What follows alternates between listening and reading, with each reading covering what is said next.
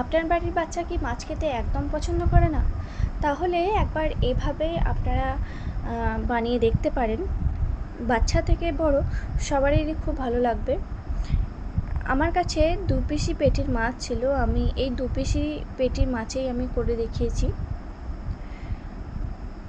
তো কড়াতে জল দিয়ে মাছ দুটোকে প্রথমে ছেড়ে দিয়েছি। এরপর একটু নুন হলুদ জলে মাছটাকে 5-7 মিনিটের মতো সেদ্ধ করে নিতে হবে। এরপর একটা গ্রিন পেস্ট বানাবো। নিয়েছিলাম ধনেপাতা, পুদিনা পাতা, 2টো কাঁচা লঙ্কা, এক টুকরো আদা পেস্ট করে নিয়েছি।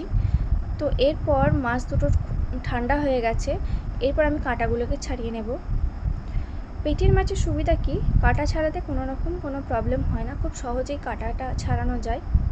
তো এর মধ্যে আমি নুন আর পেস্টটা দিয়ে ভালো করে মাখিয়ে ফ্রিজে রেখে দেবো 20 মিনিটের জন্য একটু সেট হতে। এরপর একটা পাত্রে একটু কর্নফ্লাওয়ার, একটু নুন আর একটু লঙ্কার গুঁড়ো দিয়ে একটা ঘোল বানিয়ে নিয়েছিলাম। আমার কাছে এর থেকে বেশি কর্নফ্লাওয়ার ছিল না, যা ছিল এটাই দিয়েছি। তো এরপর আমি ওই মাছটাকে বের করে আমি কোটিং করে নিয়েছিলাম ওই কর্নফ্লাওয়ারের ঘোলটা, ব্রেড ক্রাম্বস আর মাছটা। তো ওই মাছটাকে নিয়ে একবার কর্নফ্লাওয়ারে ডিপ করে তারপরে ব্রেড ক্রাম্বসে দিয়ে ডবল কোট করতে হবে। আমি এখানে ডবল কোটই করেছি।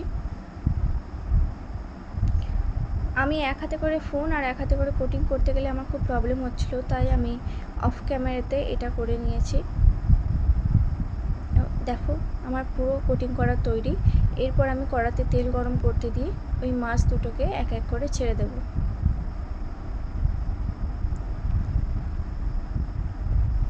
ব্যাস তৈরি হয়ে গেল আমাদের মাছের ফিশ কাটলেট বা ফিশ ফ্রাই, যাই বলেন না কেন। ভিডিওটা কেমন লাগলো জানাবে, ভালো লাগলে লাইক কমেন্ট শেয়ার করো। টাটা।